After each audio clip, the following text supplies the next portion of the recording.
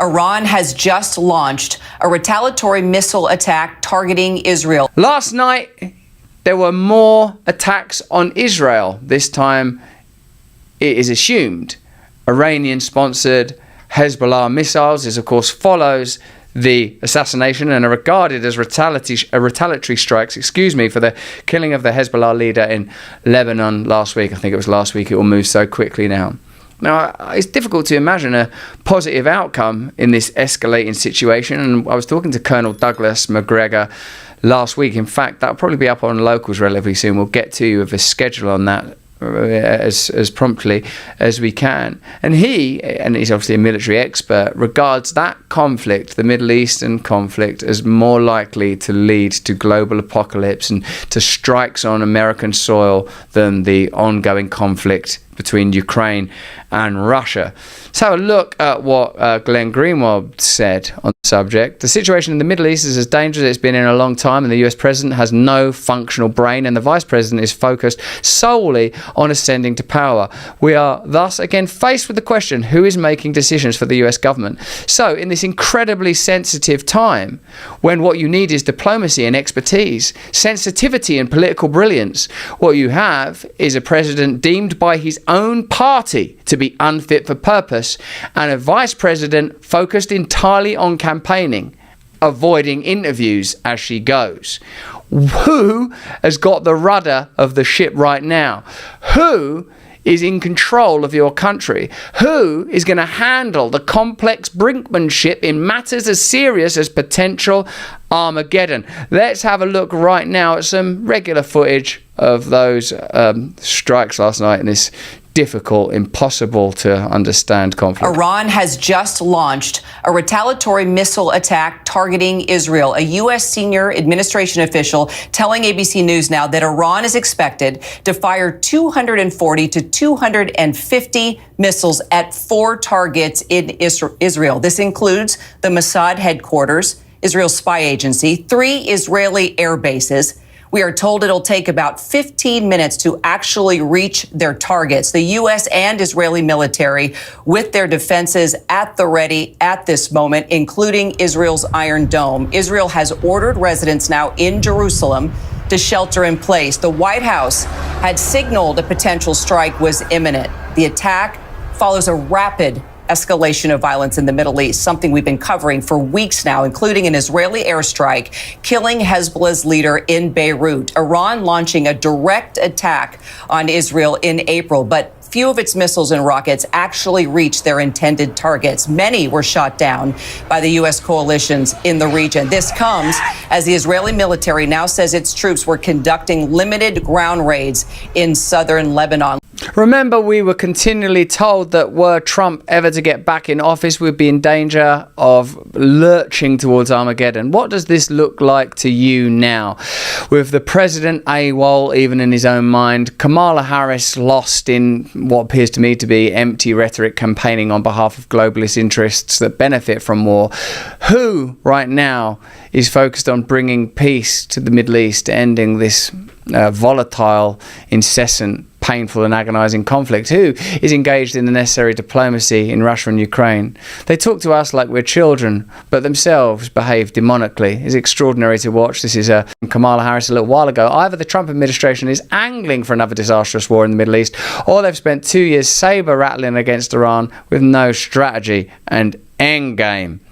The president is making America weaker and less safe. Well, if that's true, what are we experiencing now, and who's handling it? Similarly, what was once regarded as a policy position is starting to look like mad, empty rhetoric, although it did look like that at the time a bit too. What's the message to Iran? Don't. As President Biden said, just don't. Exactly. One word. Pretty straightforward. One word, yeah. Don't, yeah. Another word, joy.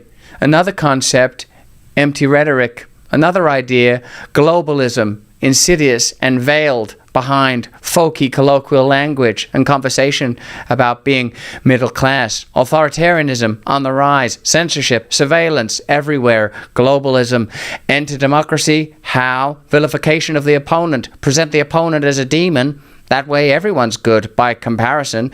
Don't focus on the issues, the escalating war. Don't focus even on your own lives, your inability to afford groceries. Don't. One word. Just don't. Joy. Another word. Focus on that. Don't start reflecting on the decay of your own spirit even. Don't. Focus instead on joy. Focus on the bureaucratization and banalization of your entire life and entire culture. Don't. Joy. Sort of like a Coca-Cola commercial, but without the aftershock of a sugary drink to enjoy.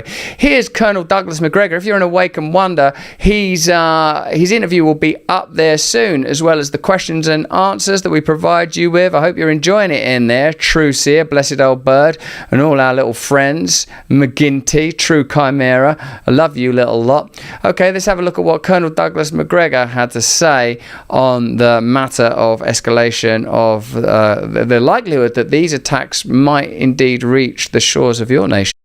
Given that Israel's decision to invade Lebanon marks the beginning of a regional war, Americans should remember the United States has no mutual defense treaty with Israel. America's support for Israel's defense has always been unilaterally defined by successive presidents without the ratification of a formal treaty. This approach parallels Roosevelt's unilateral alliance with the British Empire and the Soviet Union prior World War II. The ramification of such an alliance is not only simply support for the defense of Israel, but the acceptance of Israel's growing number of enemies as our own. In view of the likely widening of the regional war to most of the Islamic world, Americans should prepare for attacks against the US on Americans' own soil, as well as our bases throughout the world. What do you guys think about that? What do you think about that analysis? Do you think the escalating attacks in the region, as well as being beneficial for the military-industrial complex, as well as taking lives from Israelis, and of course the ongoing atrocities in Gaza, do you think that this is ultimately a conflict that will play out in your country, the United States of America? What is your prayer for peace for the people of Israel? What is your prayer for peace for the people of Palestine? And tell me how you envisage this war being contained when indeed it has all the ingredients of a potential global one. Seems to me that this is a time where we should be extremely circumspect and cautious and reflective rather than jingoistic and bombastic, because Armageddon is not something to take lightly. Even significant issues such as the health of your nation and the economy of your nation pale in comparison to the potential that the world itself could be teetering on the brink of conflagration that could almost amount to total collapse. But that's just what I think. Why don't you let me know what you think in the comments and the chat. Remember, if you watch this on YouTube, turn on the notification bell, or you simply won't see our content at all. That's how the algorithm behaves. Stay free. We can't make this content without the support of our sponsors and partners. Here's a message from one of them right now. It feels like the world's on edge right now, doesn't it? It's crazy. There's tensions over the upcoming election. How will it go? Economic insanity and instability, health threats popping up all over the gaff. With talk of a new pandemic on the horizon, you've got to take action for your family and be prepared. The wellness company's Contagion Emergency Kit is exactly the way to do it. It's a lifesaver. It's put together by real experts like guest on the show, Dr. Peter McCulloch. He's one of the first people to speak out during the pandemic. You can trust him. This kit's got medicines in it like ivermectin, hydroxychloroquine. It's got budesonide in it, and a nebulizer, critical to treat respiratory illnesses, especially now that we're heading into flu season. Don't let anyone play the gatekeeper with your health. Take responsibility for it. Within a few clicks, a kit can be delivered to your door. Peace of mind for the family in the event that something does happen. Got my kit. I'm in America. I'm fully kitted up. You can get yours. Go to twc.health/brand and use the code brand to get $30 off right now and free shipping. That's twc.health/brand. Use the code brand for $30 off and free shipping. Don't wait for the next crisis to hit. Be prepared. Get your kit today and take control.